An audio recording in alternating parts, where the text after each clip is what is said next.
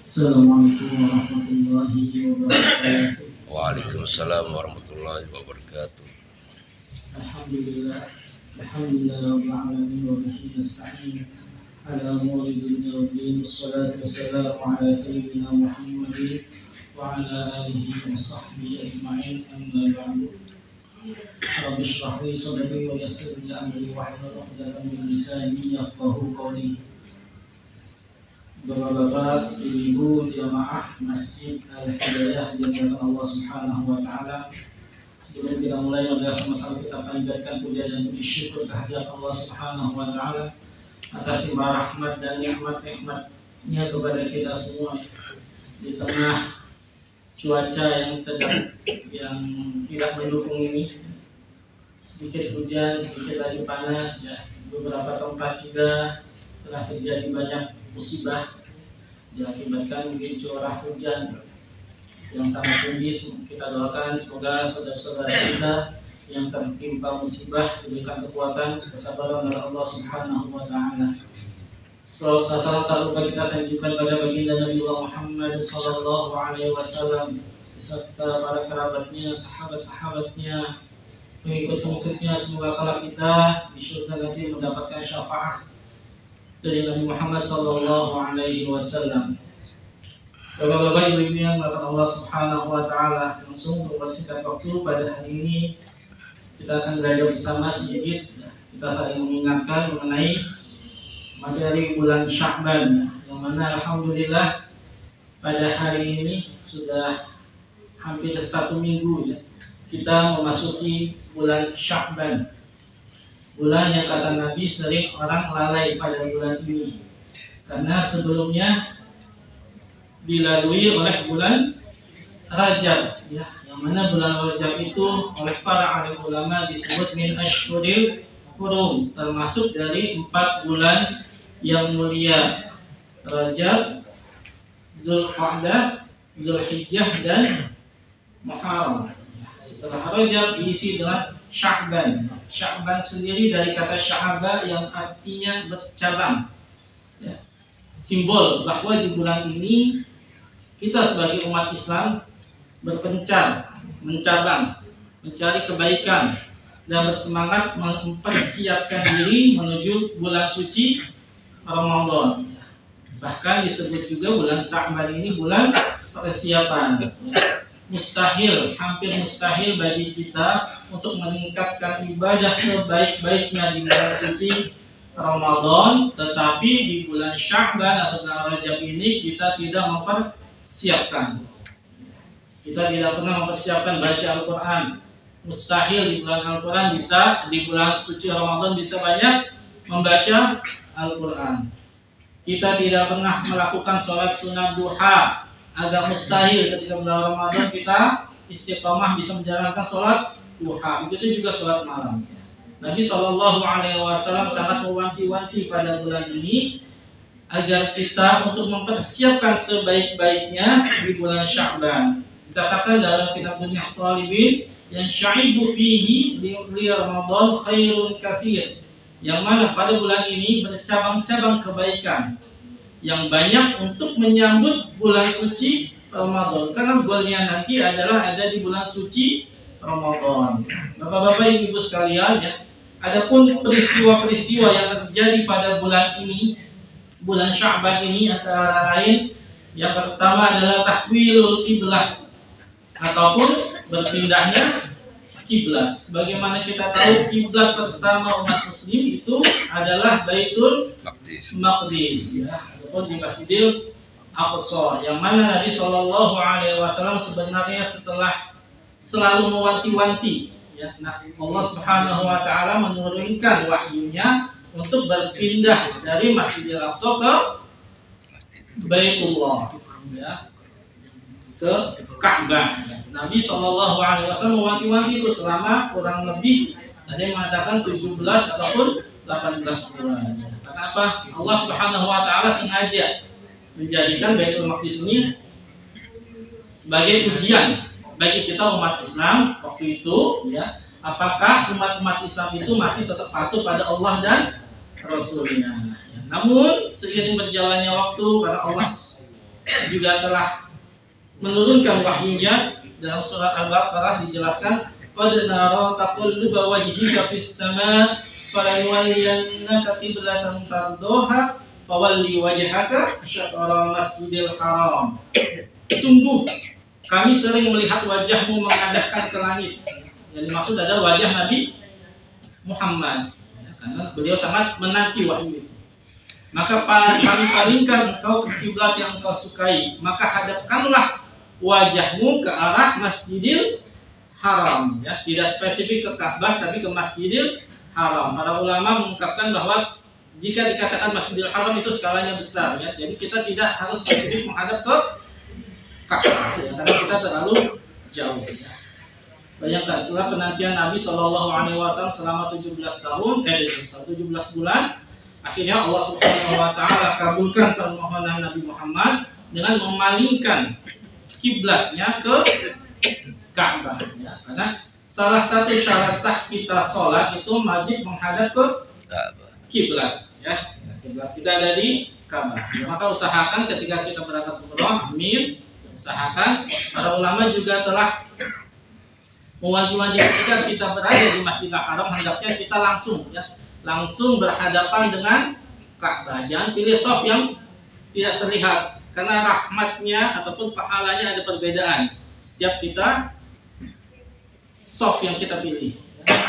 Apalagi di lantai paling atas, ya, di lantai atas itu tidak terlihat apa-apa. Namun kita hanya melihat dari hotel, sedangkan banyak hotel yang sudah terlihat, ya, dari kaca itu Ka'bah. Sangat disayangkan ketika kita jauh-jauh ke sana tetapi sholatnya masih tetap di hotel, tidak langsung berkecimpung di dalam area Masjidil Haram.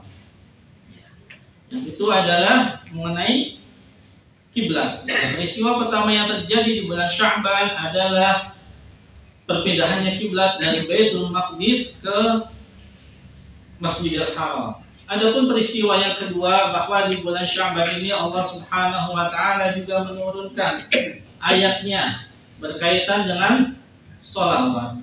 Allah Subhanahu Wa Taala berfirman, Innallaha wa malaikatahu yusalluna 'alan nabi ya ayyuhalladzina amanu sallu 'alaihi wa sallimu taslima.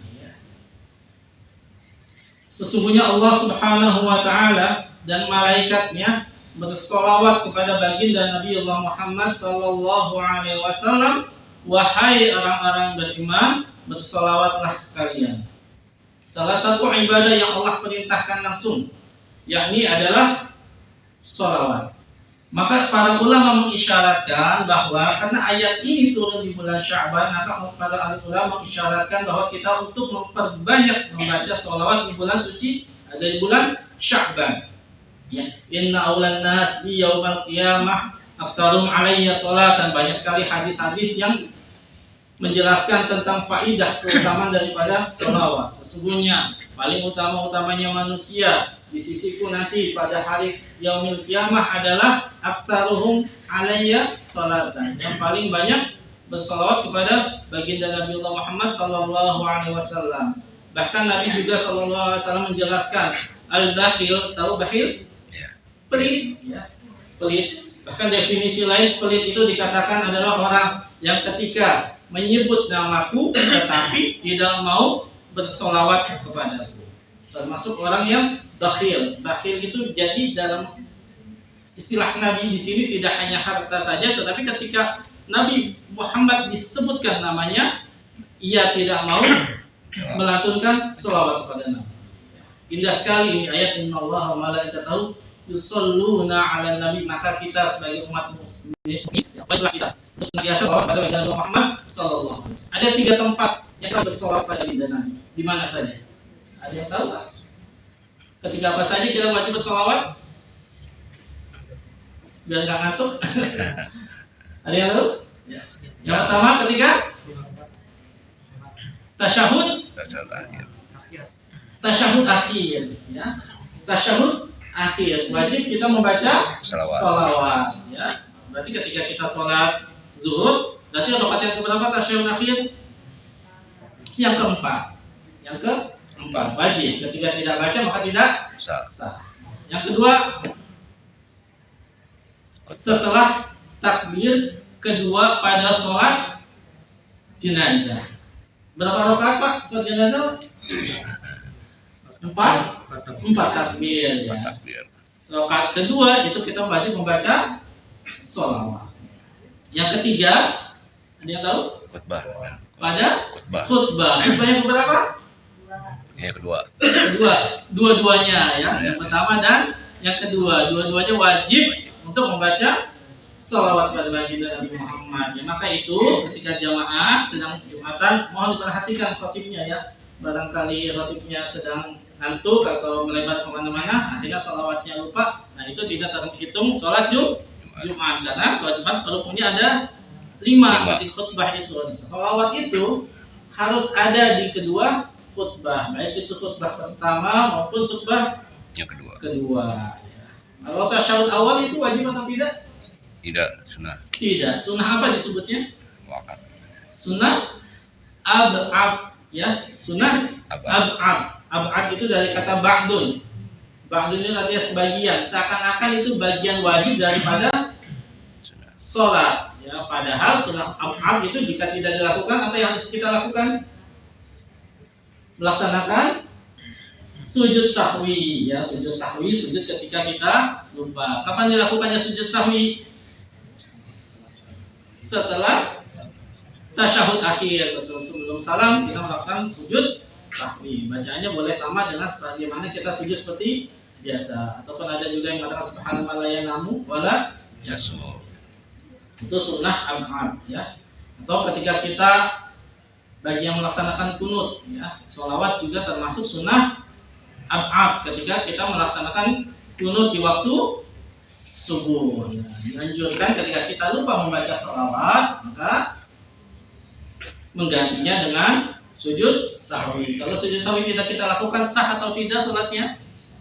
Tetap sah. Ya, karena itu hukumnya sunnah. Maka dari itu di 3 tempat tadi awal itu diwajibkan kita membaca salawat kepada baginda Nabi Muhammad Sallallahu Alaihi Wasallam, ataupun di tempat-tempat sunnah lainnya ya. Kalau sekarang kan banyak konten-konten, misalkan pegang mobil selawatin, pegang apa selawatin, ya monggo, itu kepercayaan masing-masing ya. Cuma sepele ya kalau kita bersalawat hanya untuk mendapatkan mobil.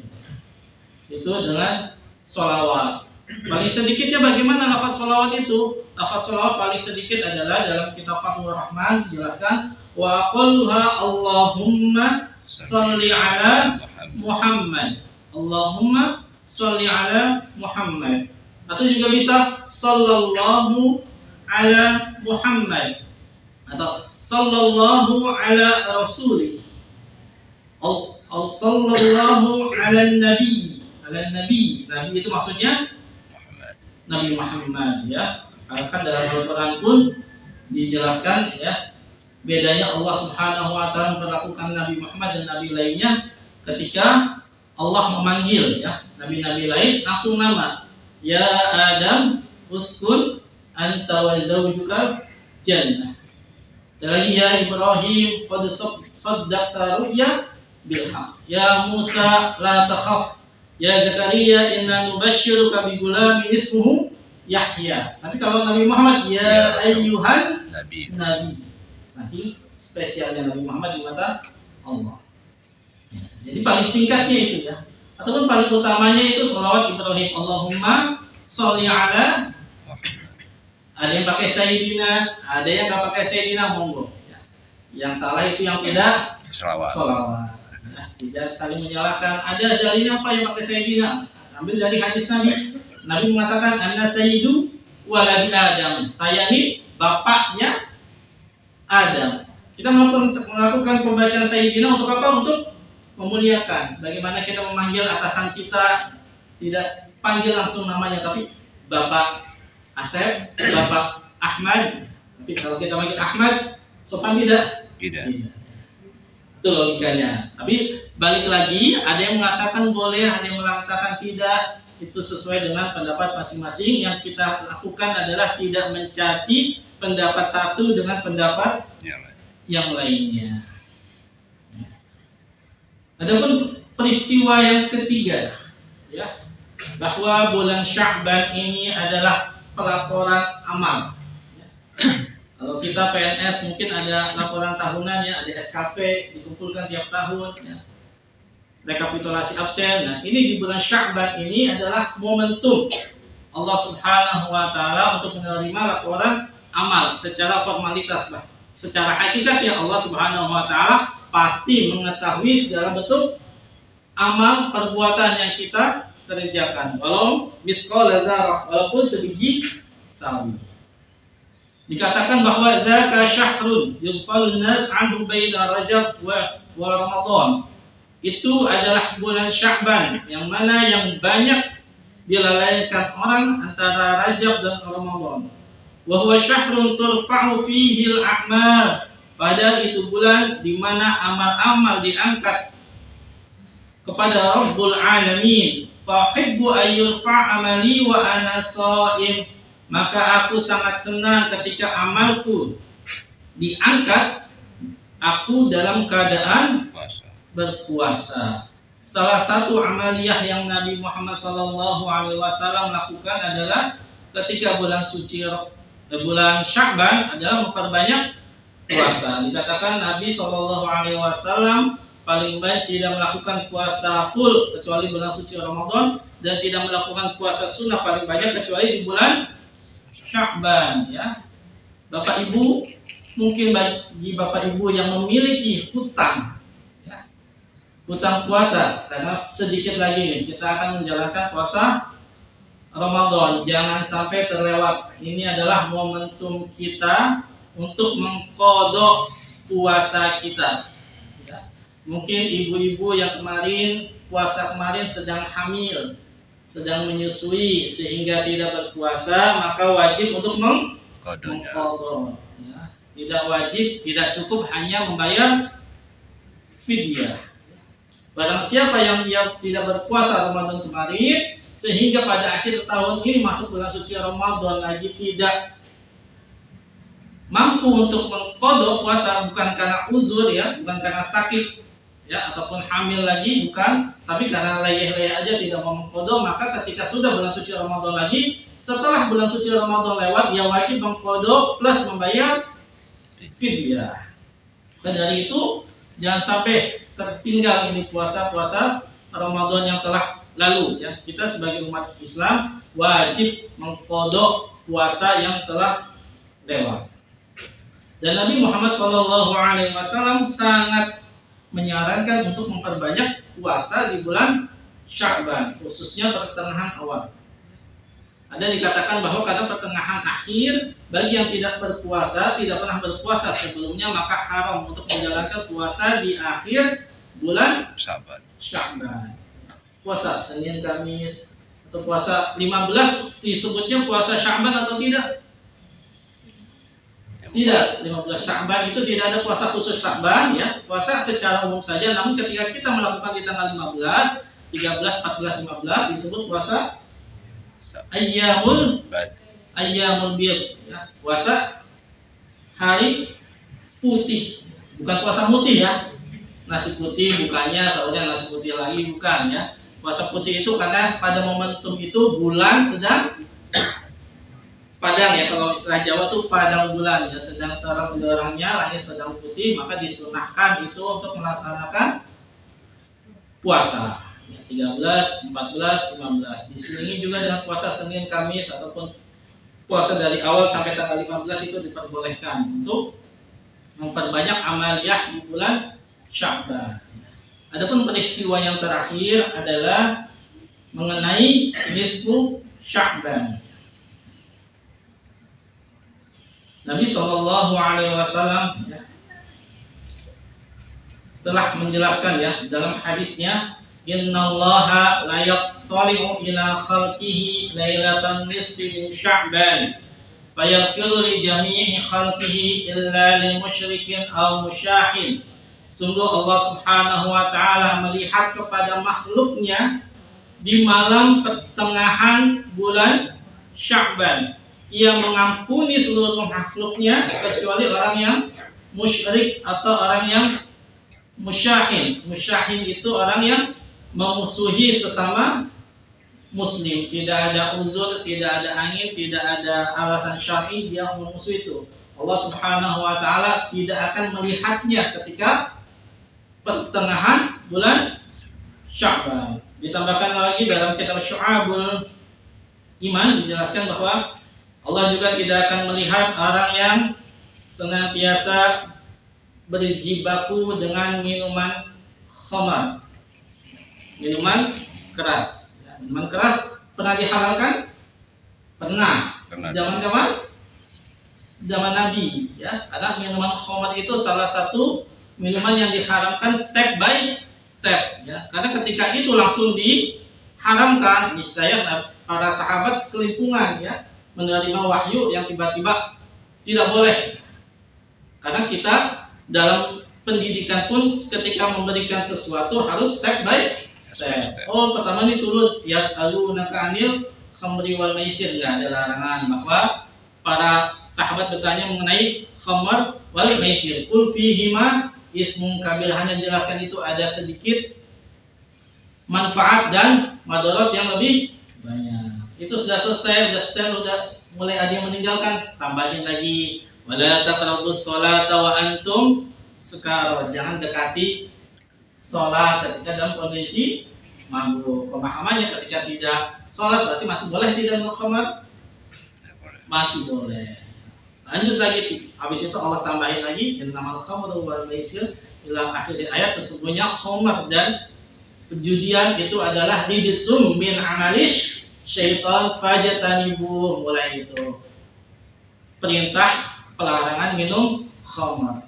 Bagi orang yang senantiasa berjibaku dengan khamar ini, maka sangat disayangkan ketika malam nisfu Sya'ban ini Allah Subhanahu wa taala tidak akan memandang mereka, ya. Musyrik, musahim, khamar ataupun qati'ur rahmi, ya, yang suka memutus tali silaturahmi. Bapak Ibu mungkin masih ada hubungan yang kurang baik dengan hakul adam, baik itu dengan maaf orang tua sendiri, saudara kandung, yuk mulai rangkul lagi, kita harus mengalah lagi, kita sambung lagi silaturahmi, jangan sampai kita rugi di dunia, rugi juga di akhirat. Ya, walaupun mereka tidak mau menyambung dengan kita, yang penting kita sudah berusaha. Mereka tidak mau menyambung itu urusan mereka, yang penting kita sudah berusaha tidak memutus tali silaturahmi. Yang terakhir, yang durhaka kepada orang tua, ya. Kita statusnya sebagai orang tua atau anak? Anak bisa, orang tua bisa. Masya Allah, ya. Karena kadang perselisihan dengan orang tua tuh rumit, ya. Saya di bawah juga sama sering menerima ini, apalagi sudah berbicara masalah hak waris. Panas sekali itu, panas sekali, yang orang tua menuntut anaknya, anak menuntut orang tuanya. Bagaimana kita bisa memposisikan keluarga kita supaya tidak ribut hal-hal yang sepele itu. Oleh karena itu, maka dari itu malam nisfu Sya'ban adalah peristiwa yang sangat penting bagi kita untuk tidak menyia-nyiakannya. Lalu bagaimana, apa yang harus kita lakukan? Ada dua. Mungkin yang biasa dulu di kampung berkumpul, ya, di masjid atau mushola dengan berzikir, ataupun ada yang lebih spesifik lagi membaca surat Yasin biasanya 3 kali, monggo. Adapun yang tidak setuju dengan hal itu, dia melakukan sendiri, monggo. Yang penting jangan sampai malam itu terlewat begitu saja. Karena para alim ulama pun dari dulu sudah berbeda pendapat. Ada yang mengatakan bahwa hal-hal demikian yang berkumpul bersama-sama membaca doa itu tidak termasuk syariat. Ada yang mengatakan bahwa hal itu adalah diperbolehkan untuk berdoa bersama-sama. Tinggal kitanya mau mengikuti yang mana, ya. Yang menjalankan monggo, yang tidak menjalankan jangan usil. Ya. Itulah peristiwa-peristiwa atau hal-hal yang harus kita perhatikan di bulan Sya'ban ini. Semoga Allah Subhanahu wa taala senantiasa memberikan kita kesehatan, umur panjang untuk menyambut, ya, yang insyaallah sebentar lagi bulan suci Ramadan, ya. Semoga juga Allah Subhanahu wa taala menjaga keluarga kita, anak-anak kita, ayo kita didik sebaik-baiknya. Kita dekatkan dengan masjid, kita dekatkan dengan Al-Qur'an. Jangan sampai anak kita, keturunan kita asing kepada agama kita mereka lebih hafal tokoh-tokoh yang notabene itu tidak ada kaitannya dengan agama, ya, tidak tahu tentang baginda Nabi Muhammad, tidak tahu lafaz sholawat, karena itu sangat fatal sekali untuk kemajuan Islam ke depannya. Semoga Allah Subhanahu wa taala sekali lagi senantiasa membimbing kita semua, amin ya rabbal alamin. Mungkin ada yang tanya, mungkin antara para jamaah, ibu-ibu, bapak-bapak, silakan. Ya, satu dua. Kalau tidak, Kalau nggak ada, mungkin langsung ditutup aja, Pak Ustaz. sama-sama kita tutup ya. Tadi kita bacakan surah Al-Fatihah untuk orang tua kita yang telah tiada, saudara kita yang telah tiada, kakek nenek kita ataupun ibu kita. Ala hadirnya walaupun niat solihah wa ila hadratin Muhammad sallallahu alaihi wasallam. Al-Fatihah. A'udzu billahi minasyaitonir rajim. Bismillahirrahmanirrahim. Alhamdulillahirabbil alamin. Ar-Rahmanir-Rahim. Maliki yaumiddin. Iyyaka na'budu wa iyyaka nasta'in. Ihdinas siratal mustaqim. الذين أنعمت عليهم غير المغضوب عليهم ولا الضالين آمين. استغفر الله استغفر الله استغفر الله بسم الله الرحمن الرحيم يا رب العالمين. اللهم صل على سيدنا محمد وعلى آل سيدنا محمد. اللهم اغفر لنا ذنوبنا ولوالدينا وارحمنا وارحمهم كما ربونا صغارا ولمشايخنا ولجميع المسلمين والمسلمات والمؤمنين والمؤمنات الأحياء منهم والأموات. اللهم إنا نسألك علما نافعا ورزقا واسعا وشفاء من كل داء وسقم. اللهم بارك لنا في شعبان وبلغنا رمضان. اللهم بارك لنا في شعبان وبلغنا رمضان. اللهم بارك لنا في شعبان وبلغنا رمضان. ربنا ظلمنا أنفسنا وإن لم تغفر لنا وترحمنا لنكونن من الخاسرين. ربنا آتنا في الدنيا حسنة وفي الآخرة حسنة وقنا عذاب النار. وصلى الله على سيدنا محمد وعلى آل سيدنا محمد. سبحان ربنا رب العزة عما يصفون وسلام على المرسلين والحمد لله رب العالمين. Sekian, mohon maaf bila ada salah kata. Assalamualaikum warahmatullahi wabarakatuh. Waalaikumsalam warahmatullahi wabarakatuh.